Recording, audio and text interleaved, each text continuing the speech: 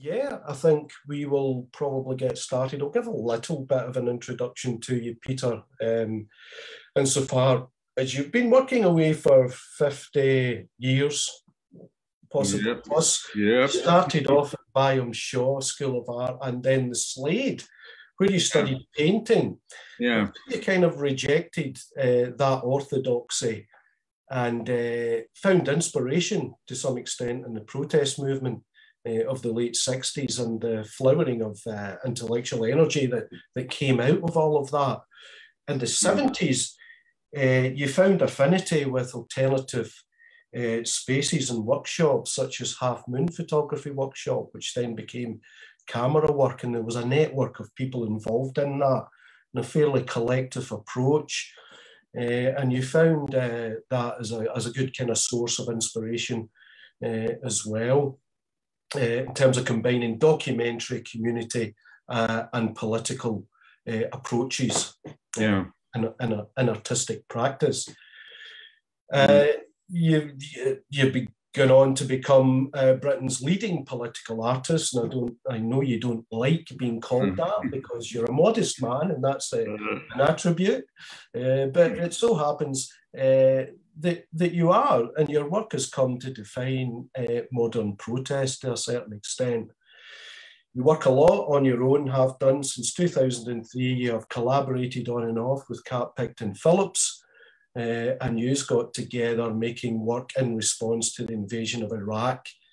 You have shown work in public spaces, which includes the street, museums, galleries, newspapers, magazines, and of course, the internet. And we'll see quite a few examples very shortly of that range of work.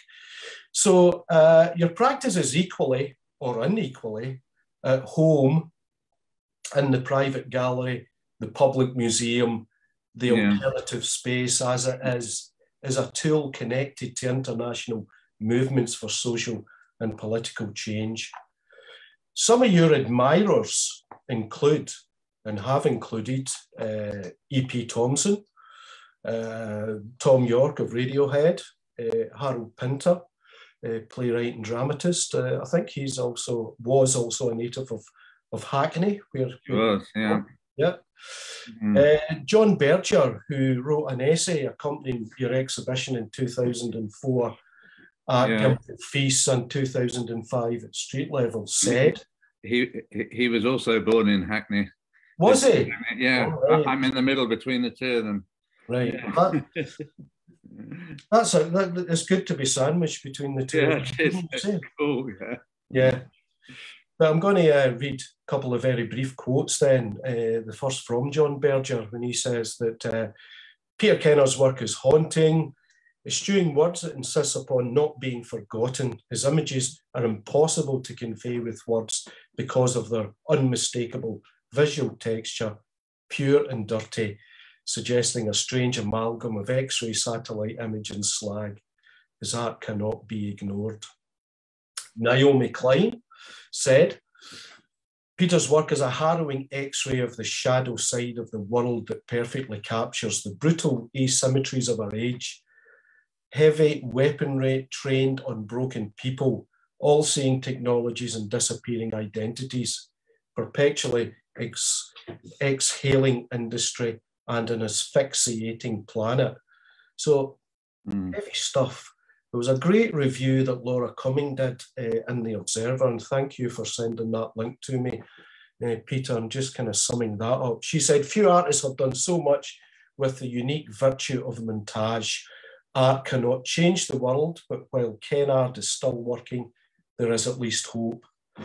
And the last quote has to be with Jarvis Cocker, who talks about you practicing for the past 50 years. We need people who carry on fighting the good fight, people who keep their focus despite the changing cultural and political landscape. The message is consistent, the message is clear, the message is true, the message is uncompromising, brutal and hard-hitting, but it is also very beautiful. It's beautiful because it wants to keep us alive. It's a jolt of electricity. It's a wake-up call. So I think that's a good tribute in many ways from a raft of different people. But I think we'll go into looking at a few images now, Peter, and you can talk us through as appropriate as we go through that. Yeah. Yeah. Yeah. So let me just go into sharing the screen. And you see that okay? Yeah. Yeah. Now, you said, you know, you really don't like looking at images of yourself in terms of Zoom. There's nothing worse than watching. Are you going to make that full screen? That slideshow. Yeah, that's it. Yeah. Yeah. Nothing worse than looking at yourself in Zoom and somebody else sharing photographs of you on Zoom at the same time. But this was just too good to miss an opportunity. It's you, Terry Dennett on the right, and of course, being overlooked by Joe Spence, and that was an exhibition of Joe's work at the Space Studios, where you have a studio, in 2012. A really kind of nice moment. And I dropped that in because in close proximity, we did this exhibition with Terry on Joe's work in 2004, and that was followed by an exhibition of yours, 2005. Yeah. A tripartite of three important people, in my opinion. So, and Joe was, I mean, I knew her well, and we were working along, you know, very different lines, but we were communicating all the time about what we were doing, and there was this great solidarity. I mean, she was a totally open person in terms of bringing people in with her work, and really important artist, I think. Yeah, absolutely. Very influential. Yeah. So here are two images. You and Kat Picton-Phillips on the right of the screen here. That was in 2005 in Street Level. I just stumbled across that, thought I would insert it. And the other on the left with you holding your book, Visual Descent, is from the launch of the book in 2019. Now, you've done many books, but Visual Descent brings a lot of things together, and it kind of chronicles 50 events over 5 decades, basically, which kind of track a chronology of your engagement. So it's a pretty important book, that one. Yeah, well, I mean, I wanted, because the idea originally, they wanted a sort of monograph, but I wanted to do something that was like a sort of history book, but it's an alternative history book of taking 50 key events and making it using images. So especially that it might be a way for young people to get into looking at these past events, which are crucial to where we are now, you know, events that have gone into history that aren't known about. I mean, even things like the miners' strike and Grunwicks and all those things. So I put them year by year with images, and then talked about how the images are made and how they can be, what they were constructed from, and put roughs in it. So it's very much like a sort of notebook in that way as well, to make it very accessible. Yeah, yeah. It's a history lesson and very educational about the process and also the ideas of your work. So this image is from 2005 and the installation of decoration in one of the spaces at Street Level then.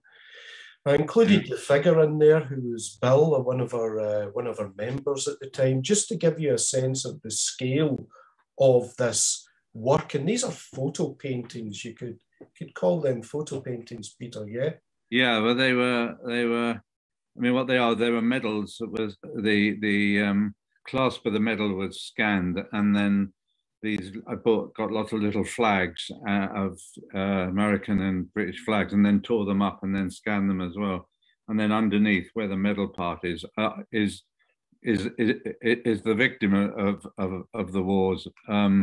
So that it's something you never usually show together. They're usually separate. I mean, it's one of the things about montage is that you're bringing things together that in our society are always separate. You know, you can show the leader of a country and you can show the victims of that leader, but usually there's a divide between them. But with montage, you can bring them together.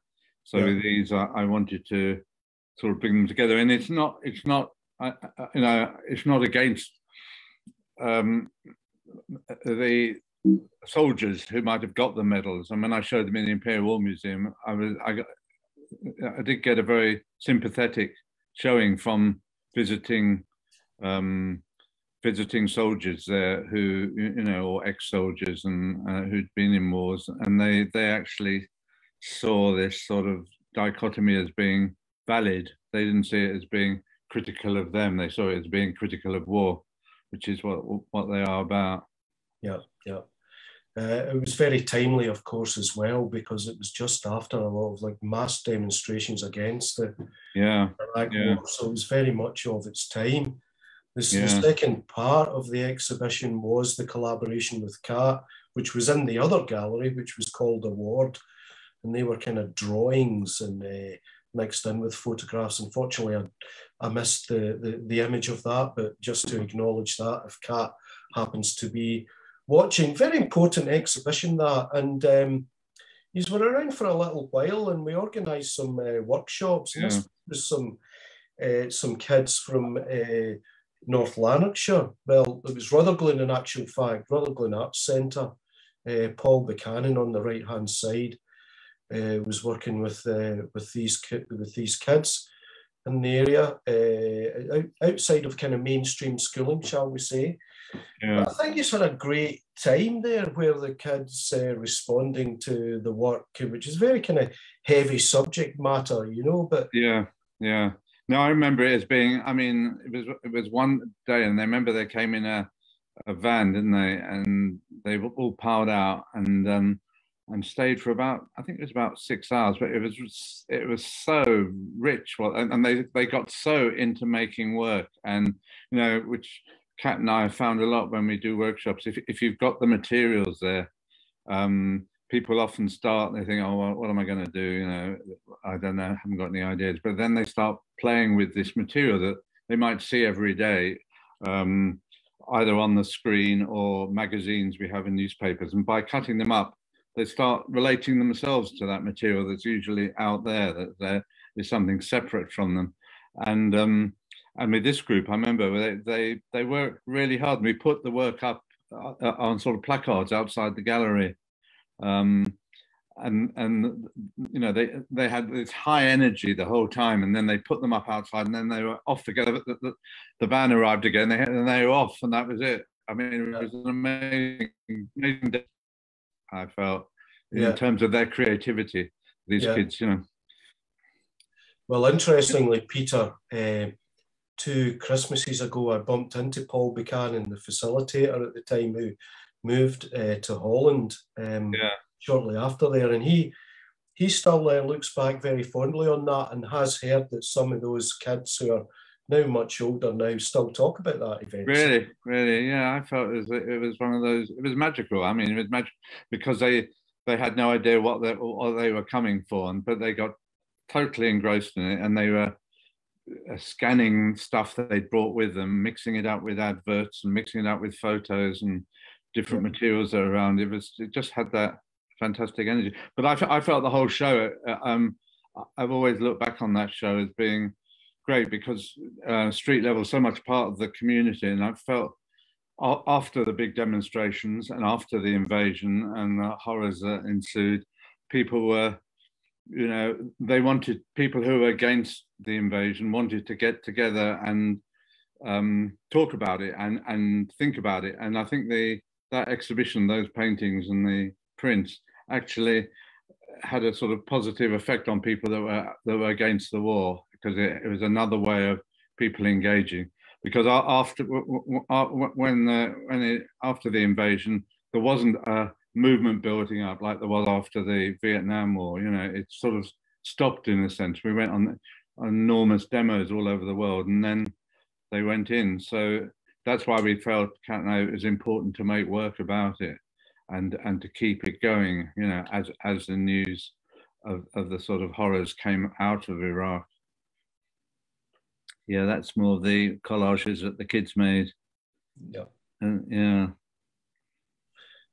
So 10 years later, St James's Shopping Centre in Edinburgh, alongside an exhibition at Stills. This is War and War. Tell us about this. Yeah.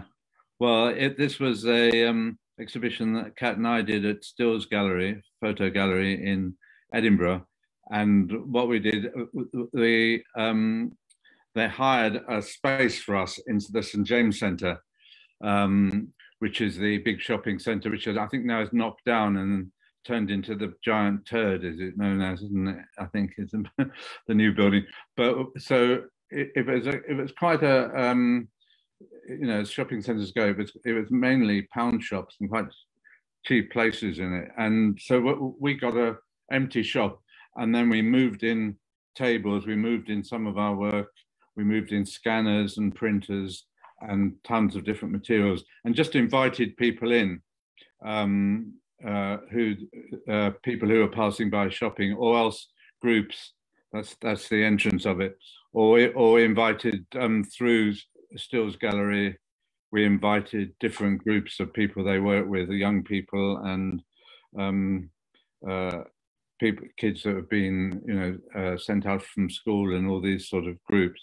And so we set it up in this shop, and then people could, as I say, people could come in, and it was amazing because people usually go to consume, to buy stuff in the shopping centre, and it was quite a shock for them that they could come in and actually make something and create something. And then the other aspect of it was that everything that was made there was then taken back to Stills Gallery, and we devised all these different ways of hanging the work so there we can see. So we had all these pallets that were on hinges that you sort of moved across. So, and on the left hand on the wall is some of our work, which was originally the exhibition started as our work, and then it became everybody's work after it was about 6 weeks, and all this material went in it, and that was something that we felt was really important, that it wasn't just put in a separate place, but it was actually put inside the gallery. And that has an enormous effect on people if they make something and then they can actually see it in the gallery. You know, it puts it on a different level. And often these workshops in museums and places are in back rooms, and the work people make is sort of just put up on the wall in the back room, and that's it. Whereas what we try and do is bring it all together with our stuff, and show it in a gallery, and that is very important to people. Yeah, the exhibition was called "Here Comes Everybody," wasn't it? Yeah, which is from James Joyce. It's what he, from Finnegan's Wake. So very participatory, wonderful stuff.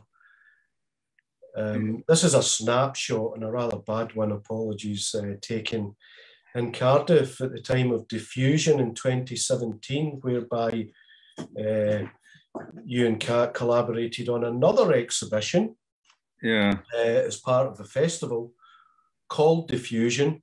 The festival curated by David Drake of Photo Gallery, who we've worked with many times, great curator and commentator indeed. Wonderful festival Diffusion was at that time, with the theme of revolution. A lot of other people participated and had exhibitions in that at the time. Vanley Burke, we did one on John Hobby Hopkins at Photo Gallery, Marcelo Brodsky, and Ed Barber's protest photographs were exhibited as well. Yeah, that's right. I believe you've got a poster there, haven't you? And that one is an image that Kat and I made, and was actually printed. I got yesterday. It's a poster for he's a rap artist and political commentator, Loki, and he's doing a gig tomorrow night at the Jazz Cafe here in London. And this image is used on it, and you can see it's an image where people actually can't quite believe that these are all actual headlines from from newspapers. You know, like the Daily Express at the time they did that, they had every headline for a month was a obscene rant against refugees, basically, and you can see the Sun, illegals have landed, and then the Daily Mail, the swarm in our streets. You know, they put things in quotes, but then they make it a headline. That's how they get away with it. Like the Daily Mirror, it says Calais crisis, send in the dogs. Someone had said that. When you read the article, it says someone said send in the dogs. So that becomes a headline. That becomes their statement. So it's absolutely horrific. I mean, the English newspapers, in that sense, are so racist and so disgusting.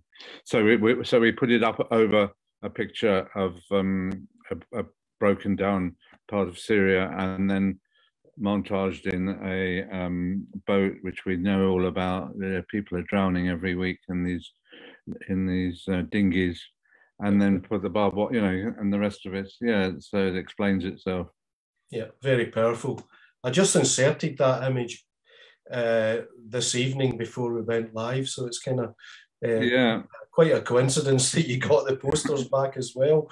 But yeah, and I mentioned Ed Barber as protest images, and Ed was one of the movers and shakers in Half Moon and camera work, as was Jenny Matthews, who you've known and worked with for many a years, and that was just another shot taken in the space, which again was a vacant shop space that was populated with all sorts of things at the time.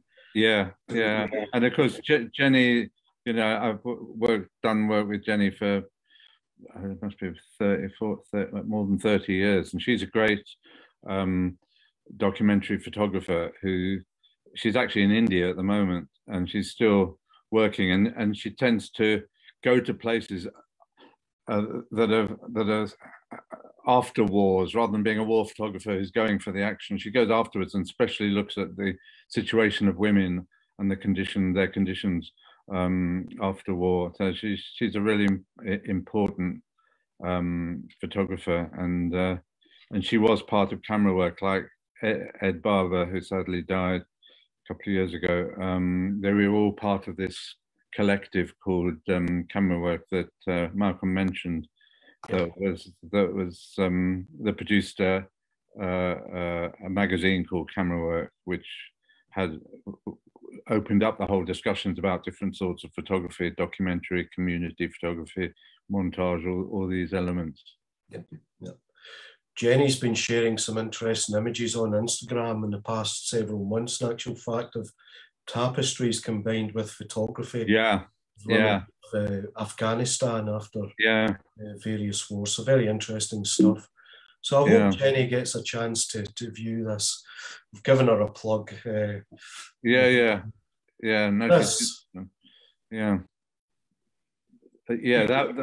was the Imperial War Museum, where I did an exhibition, I think it's 5-6 years ago now, of work over a long period.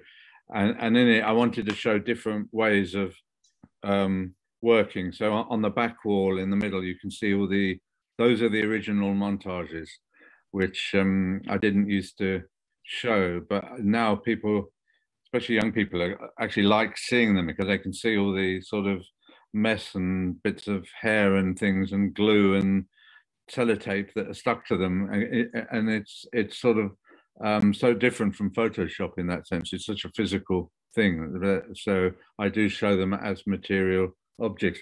And then along the middle was this enormous vitrine we got made in the museum, so it could show all the work in newspapers, on badges, on T-shirts, book covers, you know, all the different ways it goes out. And then on the wall, I stuck all the posters, mainly A2 posters, onto these bits of cardboard that people could flick through. So it was very much trying to make a living archive that did show the process as well. And then the end room was this one, which they had this very small room at the end. So I decided to make an installation. So they're all prints that are hanging on these little hand vices. And there are a lot of numbers. You can't actually see them very well, but a lot of numbers that are then, the numbers are explained on this banister going around. We had to put the banister up because these things are sticking out from the wall, so little kids could have got spiked on it, which would not have been a good idea. So we created the banister, and then I realized on the banister we could put all the facts that these numbers refer to that were in the work. So it was trying to get some of this information across in a very physical way. It wasn't a video. I mean, I think with something like this, it's more people get involved in a different way because they have to move around it and work things out. And then at the top were all the sort of anti-nuclear. Yeah, if we go to, the next one is shows this one, the broken missile one I did in 1980 now, which uses the great sign made by Gerald Holton, and well, you can see what he did. I stuck the missile onto that's in New York. A group put it up on the telephone boxes, but you can see it's a very simple montage. It's very crudely done, and crudity is quite important in my eyes. I don't like to completely get rid of the edges of things because it's really important. If you can see how they're made, then people are encouraged to make their own versions of them. And to think about it as a constructed image. And there's Nicola Sturgeon there, and Kate from CND, the director of CND, and then you can just see them as placard. And that's 25 years after the image was made. We've still got these fucking things in, well, they're up in Scotland, aren't they? We've still got the Trident, and they're going to spend another 300 billion pounds on reconditioning it and getting new weapons. So horribly enough, some of these images have the same relevance now as they did all the time ago that when I made them. In fact, that's nearly, that would be more than 35 years. And this was the Stop Trident a couple of years ago when it was discussed, or in fact not discussed in Parliament. I mean, it just went through with the Labour backing, and we managed to get some posters put up in the Underground, which they'd always refused before, but for some reason they would do it. So it was in the Underground all over London. It's a good example of how your images are used, in different ways as part of campaigns and demonstrations. But this is the Richard Saltoun Gallery. Yeah. So this was an exhibition that actually took place in at the beginning of the year. So it was actually we put all the exhibition up, and then it was in lockdown, complete lockdown, except for the last 3 days. So it was very well seen by local mice and things, but it wasn't seen by many humans. But it was like these images on the wall were done when I was started them off when I was at Slade, and they're printed onto canvas, and they use a lot of different imagery overlaid on each other, and a lot of complex sort of mark making to get people involved in the subject. And then the thing in the middle was a series I did on homelessness. I think if you go to the next one, I think there's a close-up of it. So you can see there on the top left is this face, and each one of these has actually got a face, and they're done photographically by putting very thin photographic paper, sticking it onto the palette, and then painting over it, and also sticking dust on it. So I use dust like a sort of airbrush, and so the thing looks like it's actually emanating from the wood. There's, the idea being that people do sleep on these things, and they were at that time a lot in the Bull Ring near the Festival Hall. So it's like an impression of the people on these palettes, and of course, it's a problem. Well, it's one of the issues with my sort of work.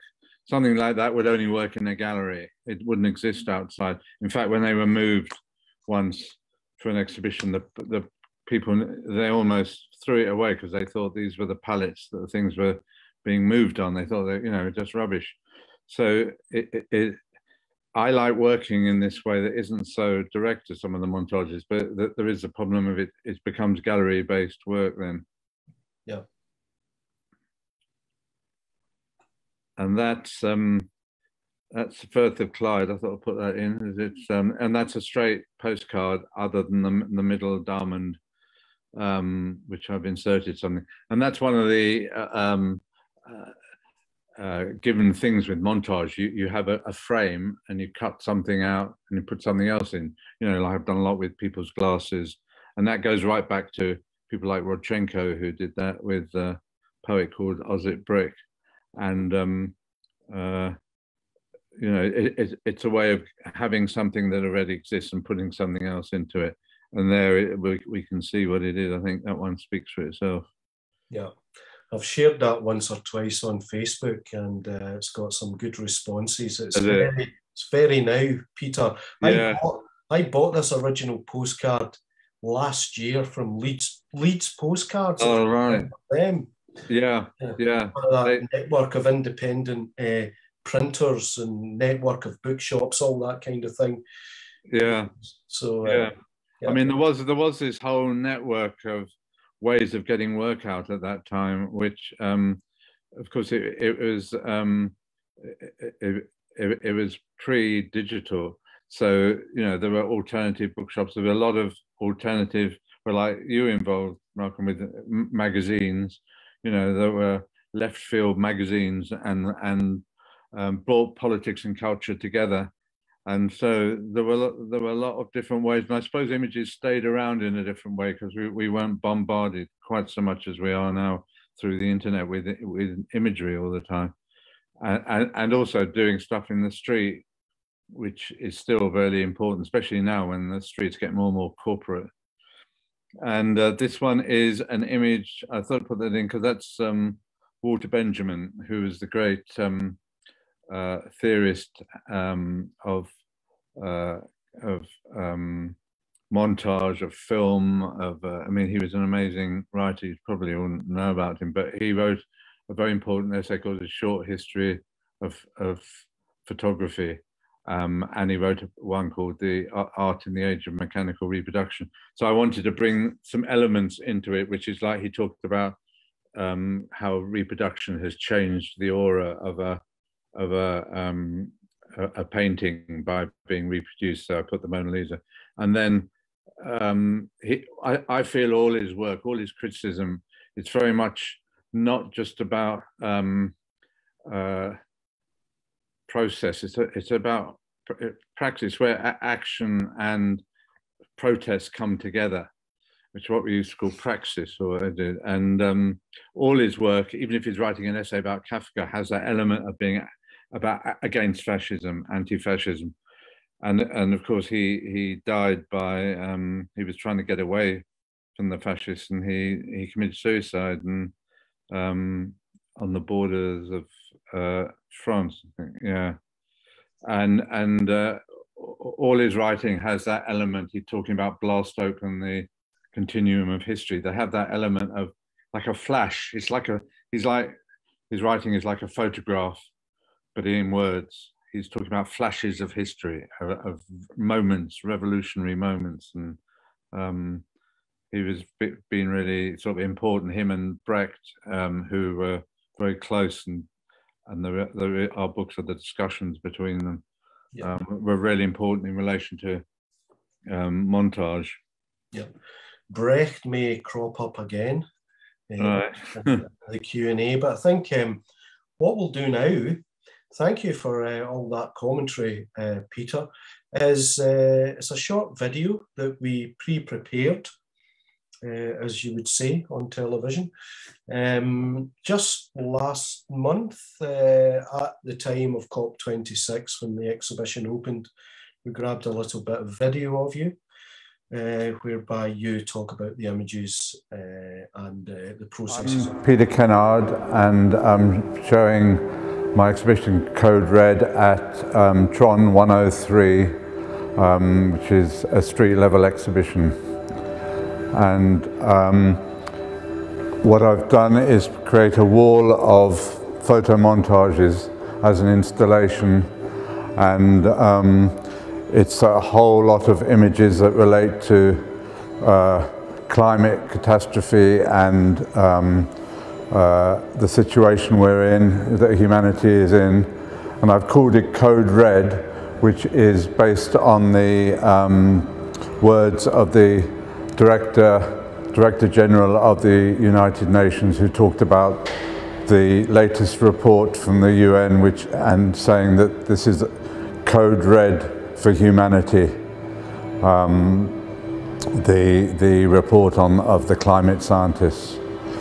So if we look at some of the work, it starts off with the clock, which is past midnight.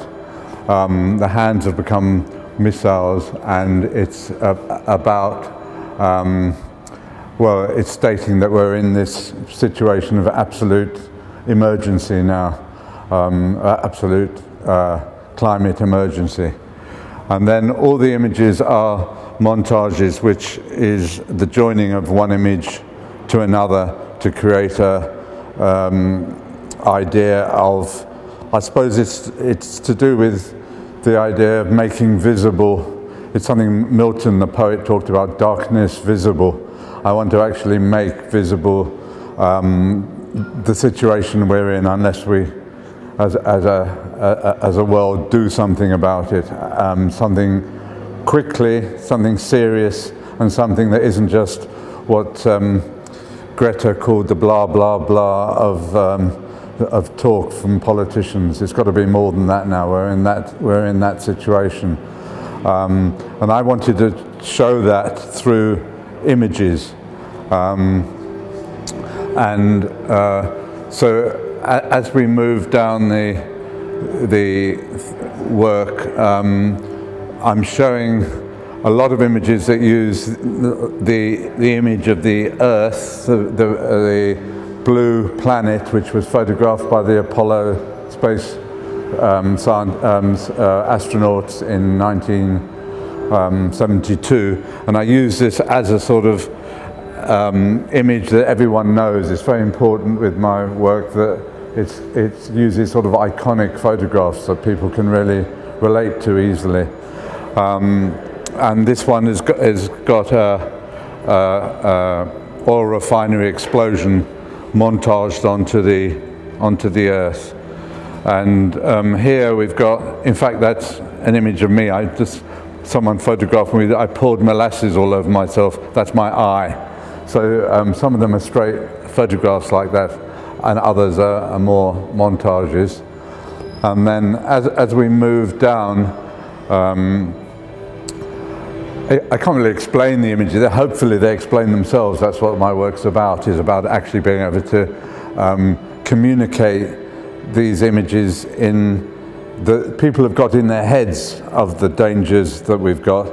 But I try, and it's what another poet, Percy Bysshe Shelley, talked about was we must imagine what we know. And I suppose these are like imaginings of what we know about what's going to happen unless we do something about it. And this one again is to try and domesticate the image. So it's an image of the Earth on a gas ring. This one is a hand which has the stock market prices on it. It's like they're imprinted on everything. You know, this idea that we're going for profit rather than humanity. And this is the situation we're in. If we go on with this idea of economic expansion, and we're just imprinting our own sort of death warrant on our skin. And as we move down, this is again using an image of oil, which is on a globe, which has a sort of skull-like feel about it. Here we've got the sort of modern city, with very, very glamorous skyscrapers, and then under the magnifying glass is a shanty town. And we know that it's the global south that is suffering now from climate change in a big way. There are floods, there's famine, there's droughts, there's all the things that we're going through, which is a result of what's happening with the climate. And so here we've got the cracked earth of a drought, and then the tap is turning into a crack, or it could be oil. So there's that, there's that sort of ambiguity. I want people to read into the images as well, so it's not just stating it directly. And here we've got the earth being held by the arms that hold radioactive materials as the earth itself becomes contaminated.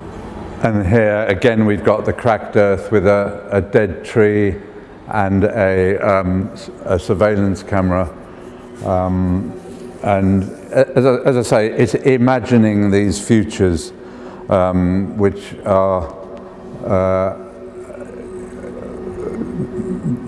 they look extreme, but I always think it's best to actually push imagery as far as one can in terms of the strength of the image to show what is the direction that we're going in, unless something happens. And that's why it's important to show it during COP26, because if this thing fails, then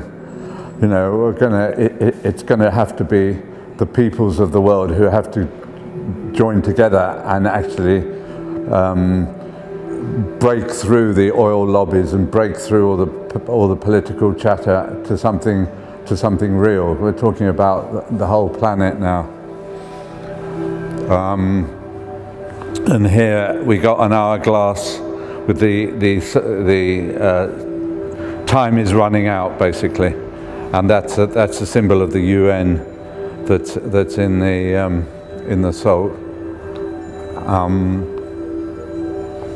And here again, I use this idea of the magnifying glass. Like, we see images all the time. We're bombarded by advertising, which is usually selling us mountains of crap, turning us into the idea of consumers, as individual consumers, rather than as a group of people who actually have to join together to change the situation. That we're not just individuals, we are actually a human family.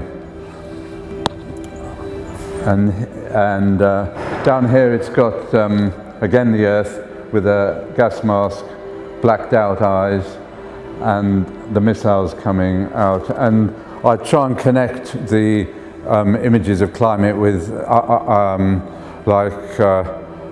armaments and the horrific, obscene rise of new forms of weapons that are being developed all the time, spending billions and billions of pounds on weapons. In fact, the US defense industry or armaments industry is the biggest single user of oil in the world. They use more oil than any other organization in the world. So there's that connection that is usually hidden. Here's we've got a tree, that sort of cut down tree with a sort of desolate landscape. And here's another image of a tree which is a destroyed city. It was in fact in Syria, and the trees turned into barbed wire amongst the destruction. So it's to show something that we know is the most important thing in the world, which is nature transformed into this sort of horrific image of violence. And here we've got this idea that money is just coins something you can't eat. You know, they become useless, and then that's the earth covered in oil and dust and various forms of material that are destroying us, or polluting the planet, and so that the corn is reduced to material for skeletons. And then at the end I wanted to have a sort of some sort of hopefulness within the end. So here I've got one of those horrific B-52 bombers, which is dropping bombs, but the bombs are turning into food sacks. So there's that transformation in it. So it's converting one thing which is about destruction and war into something about peace and what could be possible. Because by showing all this, I actually want to talk about something, the obverse of this, something that's possible in the world, which is beyond all this horror. And so here you've got the Earth with the missiles coming off it, but they're all breaking up and destroying. The Earth is pushing through, and then here the Earth is like a sort of seed of a tree which is on top and with roots underneath. And then at the end, the clock which the sequence started with is being pulled back. The hands are being pulled back by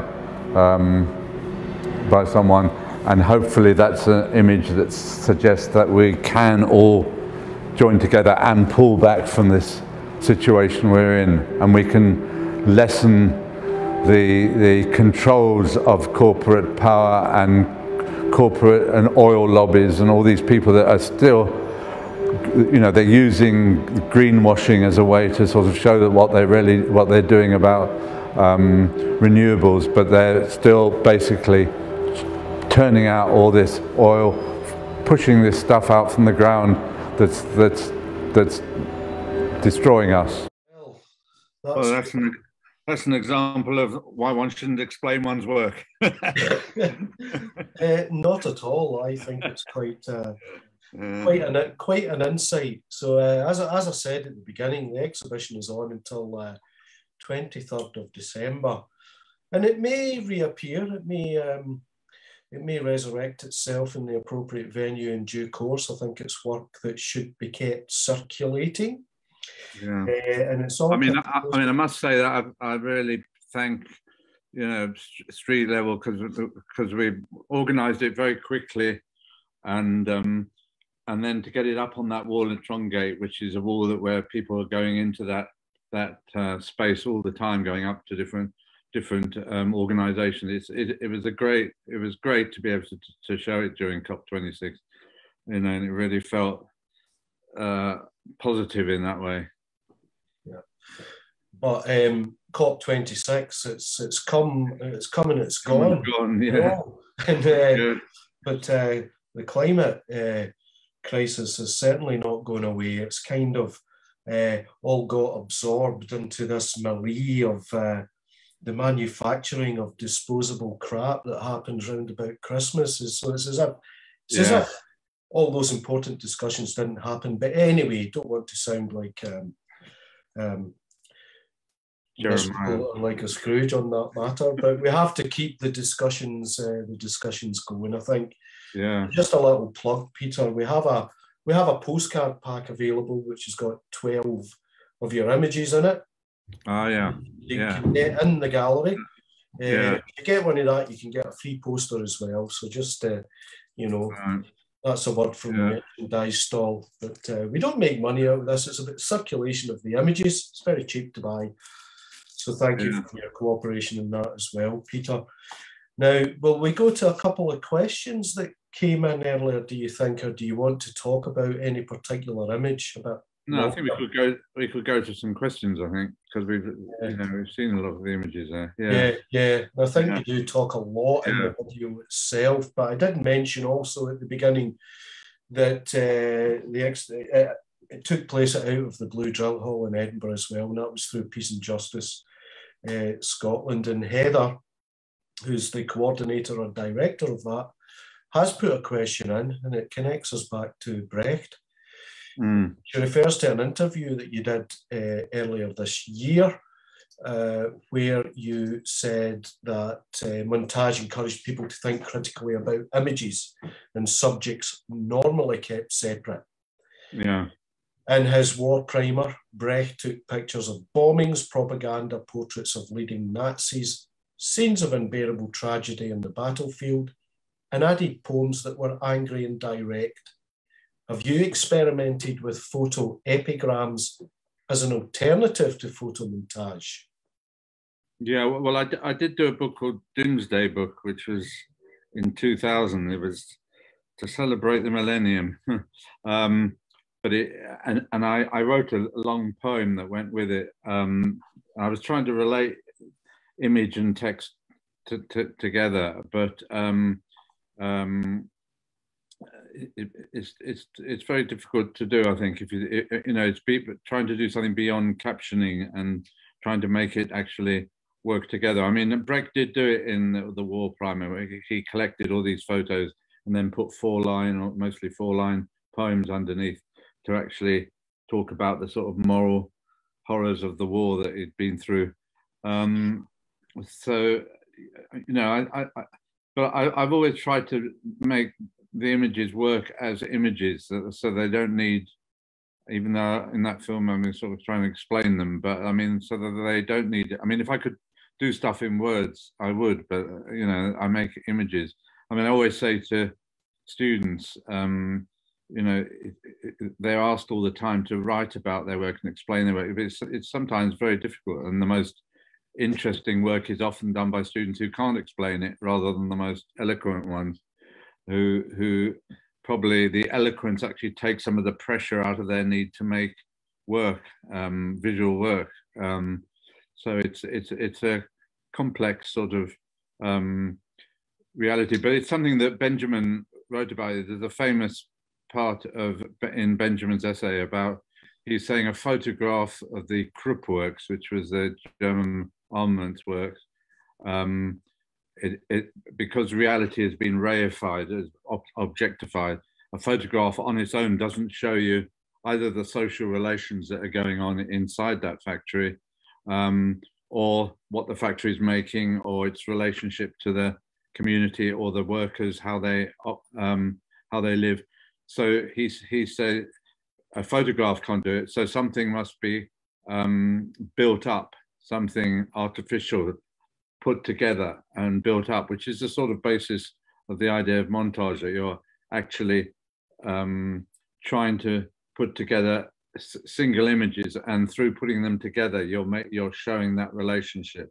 So it does become much more social in that way, and political. I mean, I think it can happen in books as well by photographers. I know one of the greatest books I think of photo documentary photography is Vietnam Ink by Philip Jones Griffiths, and in that there's one amazing sequence where he showed he has bled out spreads, and then it starts off with an image of a Vietnamese woman actually in a field. This is from my memory. And then you turn over the page and it's got the control room of the war in Washington. And then you turn over the next page and it's got an enormous bomb crater. Those three images create a narrative, and they do something that one's trying to do in montage within one image. Okay, thanks. Very good answer. There's a couple of others which are quite closely connected, but Kate Hudson, who's the Secretary General of CND, I love that title, Secretary General. It's very trades union congress, isn't it? You should call yourself that. yeah, don't think so. No. But Kate did a great discussion. Well, she participated in a great discussion with you through Peace and Justice Scotland. It was live a few months ago. It was, in fact. We'll share the link for that after this talk. But Kate asked, You've worked a lot with CND over the years, and you've created some of our most iconic images with extraordinary visual impact. Do you think photomontage has the same power today? Right, same power today. Well, I mean, I suppose I do think it. I mean, you know, it's one of the great things about Photoshop is that everyone can make montages now very easily, but it's still and some of it is actually very critical. So some, you know, it's actually making critical work. So I think it can still have impact. It can still have an impact because we're living in a society where we have got these separations between things, and you know, we're sort of pacified into accepting all this sort of dross that's thrown at us.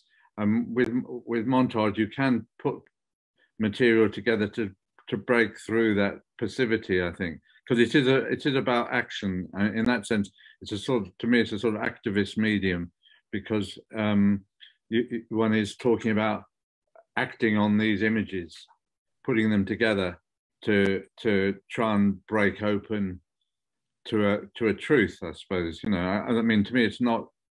It doesn't work like, it's not a sort of postmodernist idea where one's saying everything's filtered and all one can do is, in a sense, is reproduce the filtering in a different medium. I think it's more like one can still break open what's going on in the world and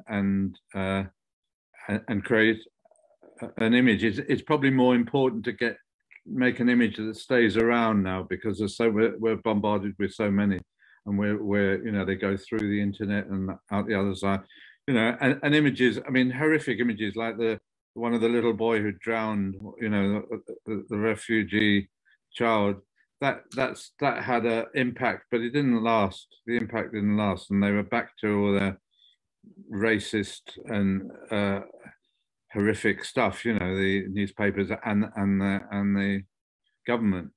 It doesn't. Those images, I mean, they can have a short impact, but then they go again. I think that's true of montage and of photographs now, I think. Yeah, and that perhaps answers the question that Bill Miller asked, but I'll read it out anyway. If you feel we've answered it, you don't necessarily need to reply. The tsunami of imagery today we are subjected to, do you think photography is still an agent of change, or is the message diluted? So I want to go on to another question that's come from Noni Stacey, who's the author of Photography of Protest, the Radical Photography Collectives of the 70s. And you feature in that book in relation to work that you did way back on Chile. But Noni says that many of your posters resonate strongly today. But regarding climate change, political protest, how do you choose an image that will bring to mind a political debate? Is that a difficult political debate? Well, I mean, I think in the Code Red exhibition, you know, the image that I have used most in it is the one of the Earth, you know, which is photographed by the astronaut, the beautiful blue Earth, you know, and I think just by putting that into different juxtapositions, I mean, you can't measure debate about an image. You can't think about making work like this. You can never measure it. You know, like advertisers can measure how many more products they've sold if they put out a stream of adverts. But with images like this, you can't really you can't measure the effect. Because you know, it's something Brecht said, actually. He said that, you know, you go on dripping thing. I think it was like dripping water onto a stone. In 400 years, there might be a dent. You know, so it's this idea that it takes, it's consciousness. It's hopefully raising people's consciousness, making people think, or encouraging people to think about things. So that's what keeps one going, you know, like it's I mean, it's the other thing, you know, Gramsci talked about pessimism of the intellect, optimism of the will, you know, and at the moment we're at a time when a lot of us, and a lot of the time, we are feeling really pessimistic. We're run by, you know, all over the world by a bunch of dictators and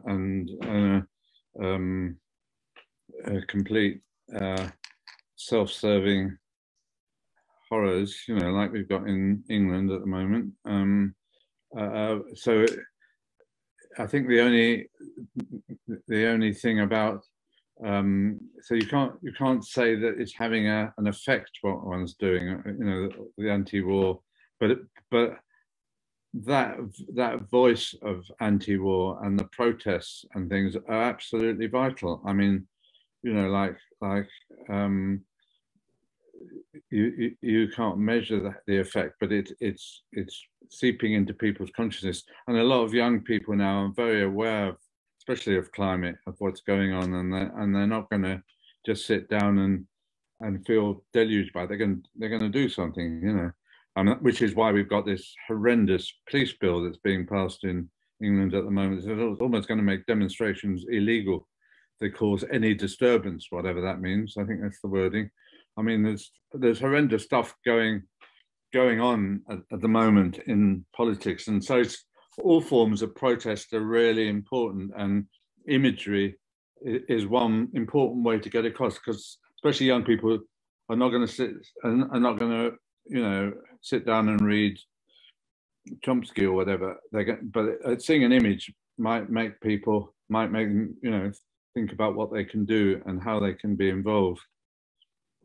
Absolutely. I think that probably answers the second question that came from Noni about protest being outlawed and how visual protest, the role that it plays. But I think you've answered that very well, that it does, and it has to continue. But there's another aspect here that's cropped up from Heather, who says that she thinks we're all preaching to the converted. But if I could just say something about that, Heather, but that's not quite the case, because every day or every other day, I may meet someone who has never encountered certain types of work before, and we have to find ways of communicating more widely and getting work out in different kinds of ways. So I don't think we're stuck in a silo of talking to one another whatsoever. I think that has to radiate out somehow, and we all find ways of doing it. You any responses to that, Peter? Yeah, well, I mean, I agree. I don't think it is just talking to the group. I mean, it would be, I suppose, if one was just if I was just showing work in art galleries, it would, you know, it would be limiting.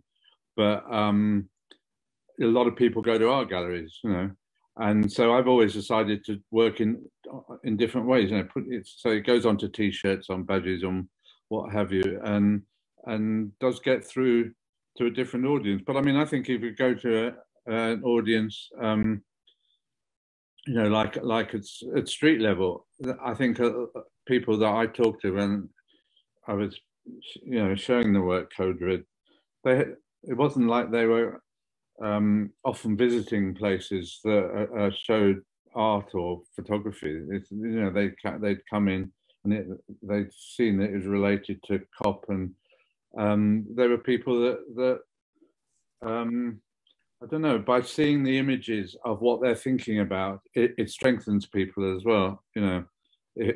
So you might say they're converted before they come, or maybe a lot of them are converted, but seeing the images that try and encapsulate some of that is still really important, I think.